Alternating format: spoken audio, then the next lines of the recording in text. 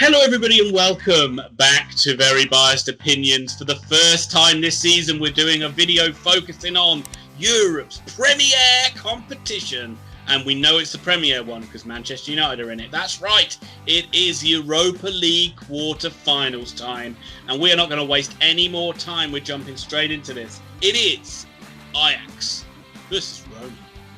Firstly, I would like to state that I'm really annoyed you're even making me do this video. It's a standalone video and it hurts my soul. But Can I have a rebuke?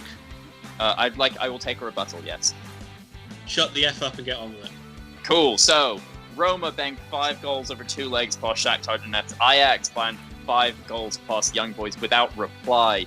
These are two sides that are European royalty, but neither of them are the highs they used to be, as shown by the fact they're in the Europa League. Roma have fallen down in Serie A. They're now out of European places, having been fantastic all year. They're really looking to this competition to buoy up their season.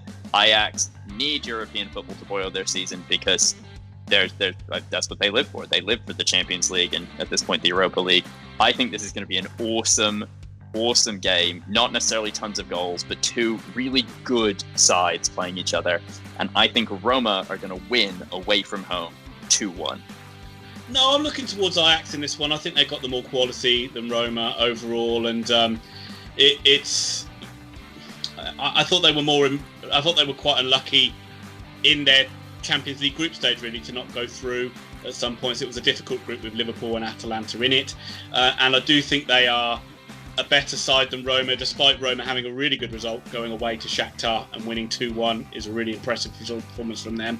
And I just see this Ajax side being a bit too good. I don't see it being a blowout by any stretch. I see it being quite a narrow victory for Ajax. I'm going to go for a 2-1 Ajax win. Arsenal versus Slavia Prague. In more ways than one, and I'm not going to get controversial about it because you really could after that game against Rangers. Slavia Prague are the bane of British clubs. They've knocked out Leicester, they've knocked out Rangers, and now they have the Gunners firmly in their sights. And always it is the British media love to... Arsenal got through against Olympiacos, right? And they love to criticise the fact they didn't win the second leg, even though they went through overall relatively comfortably because they got the job done in the first leg. It just baffles me. They have to just lead with Arsenal lost but still went through. It's like it demeans it. And Arsenal will definitely be setting their sights for this tournament. They've got some difficult clubs to go through if they're going to get anywhere close to try and get back in the Champions League. They probably will look at this one, and despite Slavia Prague doing well against Leicester and doing well against Rangers, they'll look at that as being one of the more favourable draws. It's certainly not a game they can take lightly from what we've seen as well, but they'll definitely be fancying their chances of doing well in this one if they can just, and this is probably the hardest thing for Arsenal to do, just eliminate the dumb errors. They'll certainly give themselves one foot in the semi-finals, and I think Arsenal will win this game for me. I'm going to go for a rare clean sheet for the Gunners as well. 2-0 win for Arsenal. I think you covered this game pretty well. I think you commented on the Rangers thing as well as we probably can in this situation, so I'm just going to give my score prediction. And my score prediction is Arsenal 2, Slavia Prague 1. Yeah, he never likes to talk about Arsenal, but we'll move on to something different, something to break this video up, and that is to talk about our Patreon. If you do like the videos on this channel, obviously please hit the like button and hit the subscribe button, but if you do want to go that little bit further, we do have our Patreon out there. You can help back the channel for as little as £4 a month. At the moment, we have a wonderful 5 backers, and we have enough to get out a 5-a-side team, but we'd like to improve that and get it towards an 11-a-side team, and who knows, maybe even a fully fledged squad of Patreons. But at the moment we do have 5, and we'll just give them a quick shout out. We do have Matthew Bowden, we do have Matt from Grandstand Betters, we have Matt, our Tangerine Blackpool fan Lombardi, we do also have PJ Simpson, and of course the ever lovable and ever reliable pessimistic brother Alan. But the details are on the screen for our Patreon. They're also down in the description below, and again, if you do like the content and you want to back us, the Patreon is the place to do it, and it's for as little as £4 a month. But we're going to jump into the second half of these games. It is Dinamo Zagreb versus Villareal. Villareal won home and away 2-0 against Dinamo Kiev. That's a huge result, both home and away, to win 2-0, especially against the Ukrainian side, where generally it's very tough to go visit there, even without fans. So well done to Villareal. They have a very solid squad. They're decent in the La Liga. But Ian, Dinamo Zagreb, 3-0 winners after extra time over Spurs. Knock them out. A pretty comprehensive knockout as well. I mean, Spurs offered little to nothing, it felt like, in that match. Yeah, I don't want to talk about Tottenham at all in this one because let's talk about how great Dinamo Zagreb were. It was an amazing comeback. Orsic with a superb hat-trick. The performance of a lifetime from their starting 11. The performance of a lifetime for Orsic. This is a guy who's been a bit of a journeyman footballer, really. I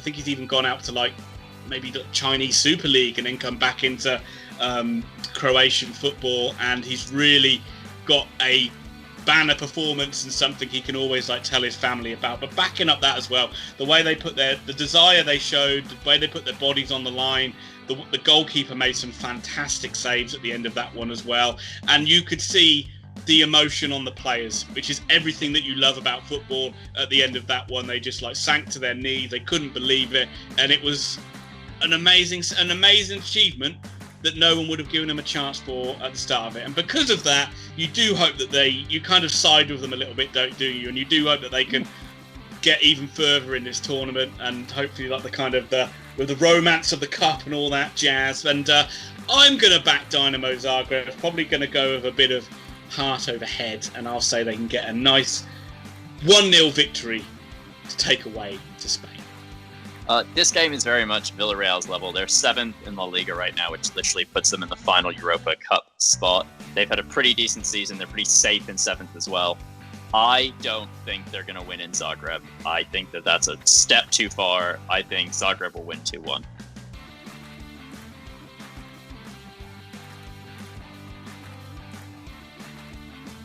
Okay, folks, we have come to the final match, and as you know, it's the big one. It features the biggest club left in this competition, who seem to love to find a way to bow out of tournaments at this stage, and they're coming up against an old TV company. That's right! It is time for the main event. Granada versus Manchester United. Right, before we throw it to you, I'm just going to say one thing. If Man United don't win this tournament, Ole Gunnar Solsjkaer should be flogged through the streets of Manchester and actually go on a UK tour being flogged through the streets. But you don't want to hear my thoughts on it. You want to hear from the resident expert Manchester United fan, Thomas Pickering.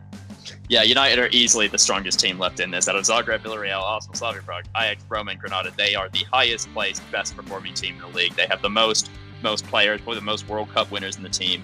This should be a bloody walkover. Granada currently sit 8th in La Liga. They're on 36 points, which puts them something like 7 points behind even a Europa League place for next year. United were really good against AC Milan. The 1-1 draw in the home leg in the first leg was a good result for them because they didn't lose it, and then it was a comprehensive 1-0 victory in the second leg. AC Milan did not threaten until the end of the match, and that United are going to be looking at this, and at least the players should be salivating, because this should be an easy away from home victory. Up and until the AC Milan match, Ole Gunnar Solsjkaer was playing his best team in the first leg, and they were going for it. I expect him to do the same here. If Ole Gunnar Solsjkaer does not start Bruno Fernandes in this match, I hope a fan runs in from the stands out of nowhere and just kicks Ole Gunnar Solsjkaer in the ass or something, because it won't make any sense. Paul Pogba and Bruno have to start in this game. United have to start strongly. They need to bang in 3 or 4 goals, and it needs to be over before they meet again on Thursday, the 15th of April. I have got United to win this handily 4-0. This should be very much what we saw Manchester United do against Sociedad, where they should just absolutely take them apart with no trouble whatsoever. For no other reason than Granada have not been relevant on UK television since 2002. And without dwelling on it anymore, Manchester United have clearly rigged this tournament to get a favourable draw. Well, you could make a claim Arsenal have as well. But hopefully it's all geared up for a all-English final, which will be really great, because they are going to avoid each other until the final Arsenal Man United. And let's hope Man United get through. I'm going 5-0 Man U. Yeah. Yeah, so no matter what, we're both seeing a lot of goals from Man United, and if they don't do that, again, Ole Gunnar Solsjkaer out.